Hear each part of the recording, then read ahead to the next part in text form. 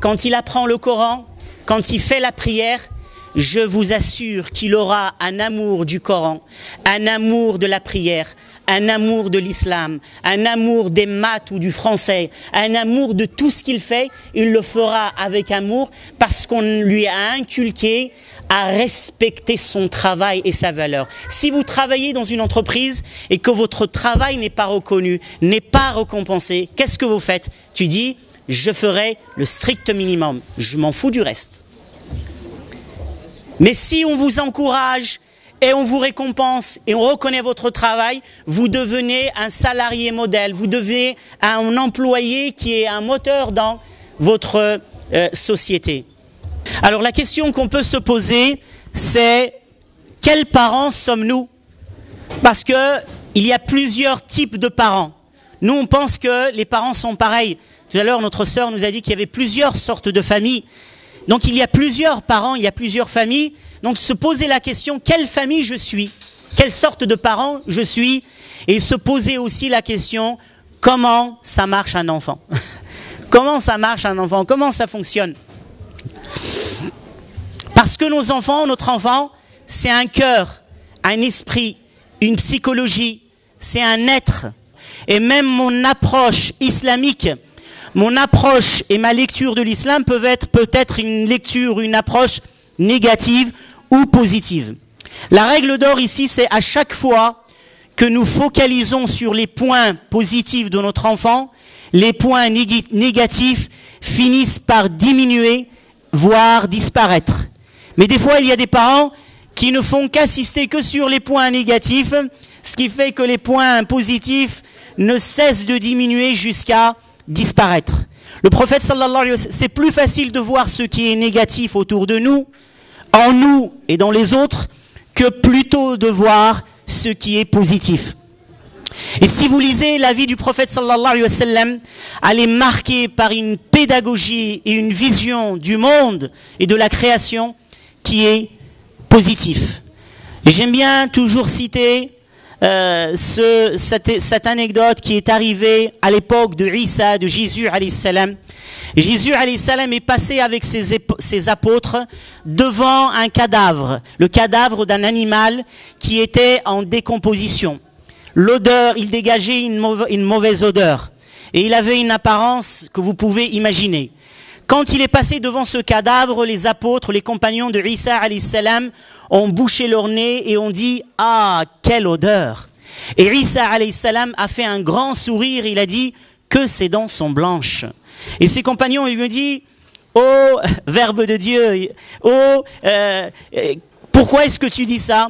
Et il a dit « Parce que je veux habituer ma langue à ne dire que du bien.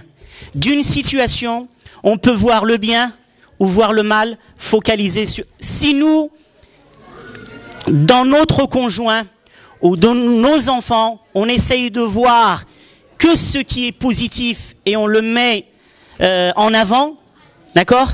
Eh bien là, on pourra tirer et influencer et aller très très loin avec nos proches et les gens.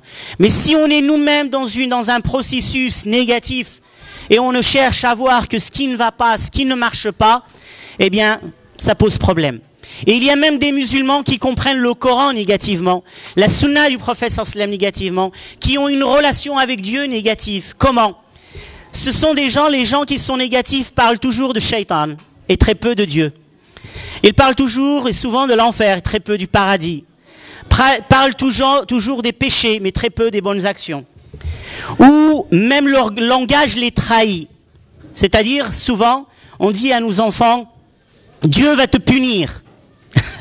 Alors, ou bien Dieu te déteste, ou bien Dieu va te priver. Est-ce que c'est ça la vision qu'on donne à nos enfants de Dieu? Et est-ce que Dieu, subhanahu wa ta'ala, prive quelqu'un? C'est nous qui nous privons. Dieu ne prive personne. Dieu n'est pas là pour nous punir. Donc, quelle est la vision qu'on transmet? Il y a des petits enfants, comme nous, on a à l'école plusieurs enfants. On a des petits enfants qui parlent souvent de shaitan. Et on essaye de comprendre pourquoi ils parlent tout le temps de shaitan. Shaitan, il va venir, il va t'égarer, il va te faire, etc. Tu vas voir Dieu ce qu'il va te faire. Mais en fait, on voit souvent que à la maison, c'est ce discours-là qui est présenté. Alors que nous, on doit, shaitan, il vaut rien, il vaut pas grand-chose. Dans les hadiths du prophète sallallahu alayhi wa sallam, Satan ne peut même pas faire bouger un siwak au-dessus d'un verre d'eau. La nuit, si on l'a posé, on a dit Bismillah. Shaitan ne peut même pas ouvrir une porte. Si nous, on le dénigre et on le montre à nos enfants d'une manière dénigrée, et on parle de Dieu, et on lui apprend l'amour de Dieu, et on lui montre une vision des choses positives, il comprendra l'islam d'une manière positive, et ce sera quelqu'un qui sera positif et qui influencera sa société d'une manière positive. Et je voulais terminer par ça parce que c'est pour moi le plus important, Inch'Allah. Et c'est souvent ça aussi qu'on néglige. Juste maintenant, un frère m'a fait la remarque, il dit pourquoi est-ce que nous, musulmans, souvent on voit notre message qu'à travers les règles de l'interdit ou les règles juridiques, et pourquoi on ne voit pas d'une manière sociale, on voit pas, parce qu'on n'est pas proche des gens, parce qu'on n'est pas dans notre société, parce qu'on est plongé dans des textes, mais sans être dans la réalité, sans être dans un contact direct avec les gens. Eh bien, je voulais terminer dans l'éducation par ce qu'on appelle la voie royale. C'est la voie royale de l'éducation. C'est celle qui permet d'avoir les meilleurs résultats. C'est celle qui permet d'avoir des miracles qui se produisent au sein de notre foyer et au sein de notre couple. Cette voie, c'est l'éducation par l'amour. C'est facile à dire, mais c'est une aqaba. C'est une pente.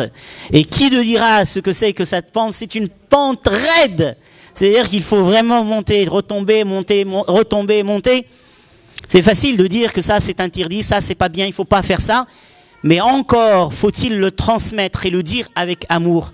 La plupart du temps, quand les conseils sont refusés ou ne sont pas acceptés, c'est parce que on ne fait pas les choses, on ne dit pas les choses avec amour.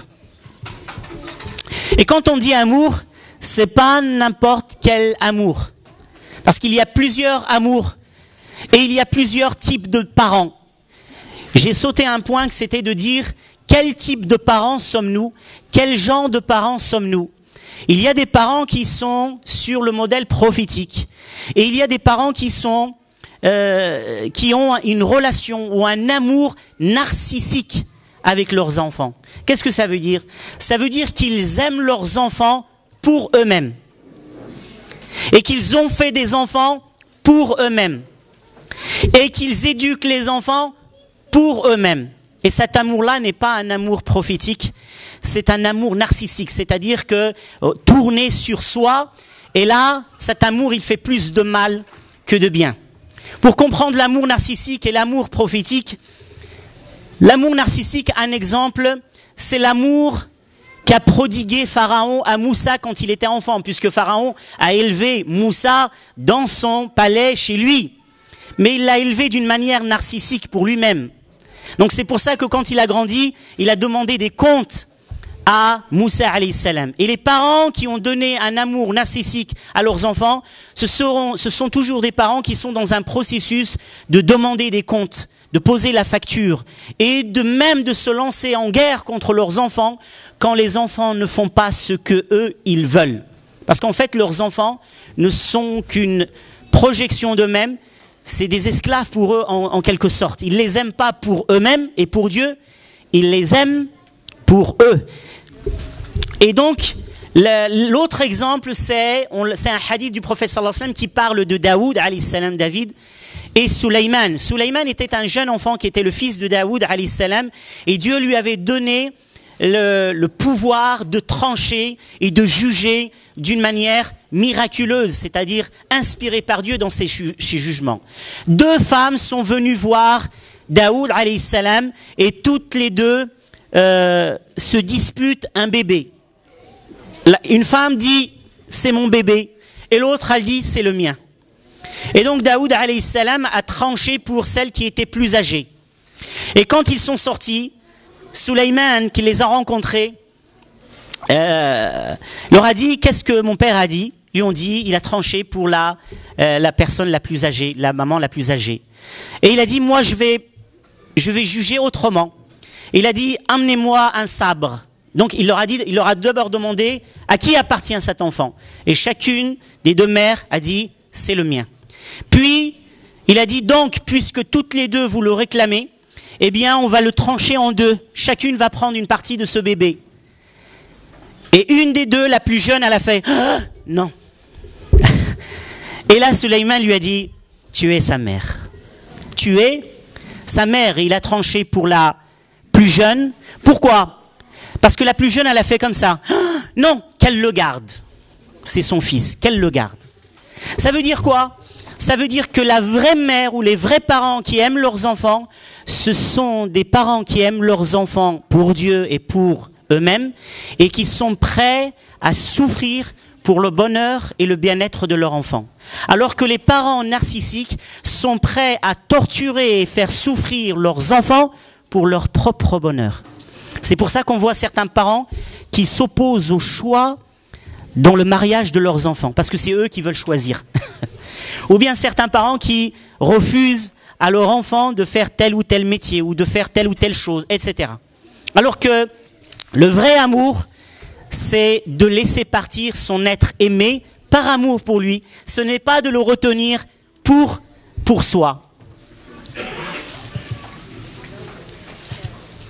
Ça revient en arrière là, Abdelrahim. C'est bon.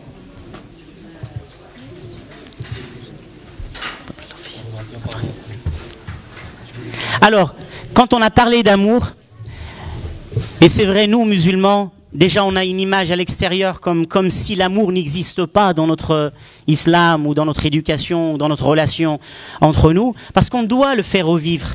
Et il existe, mais il existe dans les discours, dans les textes, mais il faut qu'on le voie dans nos mosquées, dans la relation entre nous, dans notre façon d'être avec nos enfants, avec nos familles. Et c'est pour ça que j'ai intitulé ce passage « Le langage de l'amour », parce qu'il ne suffit pas de parler de l'amour, mais il faut aussi pratiquer l'amour avec nos enfants. Il y a une étude qui avait été faite. On considère qu'en général, un enfant qui arrive à l'adolescence a reçu plus de 600 000 messages négatifs et très peu de messages d'amour et positifs. Quand on parle du prophète, Anas radiallahu anhu, quand il parle du prophète, il dit, sallallahu alayhi wa sallam, il dit, j'ai été au service du prophète sallallahu alayhi wa sallam pendant 13 ans. Jamais il ne m'a dit pour une chose que je devais faire, pourquoi est-ce que tu ne l'as pas faite? Et jamais il m'a dit pour une chose que je ne devais pas faire, pourquoi est-ce que tu l'as faite? Qui est capable d'agir comme ça avec ses proches et sa famille? Et si on se remet en question, on va voir qu'on est du matin au soir en train de reprocher aux autres ce qu'ils n'ont pas fait ou ce qu'ils ont fait. Ça veut dire qu'il faut inverser la vapeur, c'est-à-dire les messages positifs et d'amour doivent dépasser largement les messages négatifs et les reproches. Parce qu'on éduque aussi par les mots, on éduque par notre comportement. Et le moyen, l'amour est un moyen et la voie royale pour éduquer les gens. Et quand on dit le langage de l'amour, ça veut dire quoi? On a besoin d'apprendre beaucoup de choses parce que malheureusement, on va vite, la journée passe. Et on n'a pas le temps. On n'a pas le temps pour faire ça, mais quand il y a deux frères une fois se sont rencontrés et se sont salués rapidement et l'autre lui a reproché de ne pas lui sourire quand il l'a salué, de prendre le temps de sourire et de bien le saluer. Il lui a dit, mon frère, on va pas perdre notre temps avec ça, on n'a pas le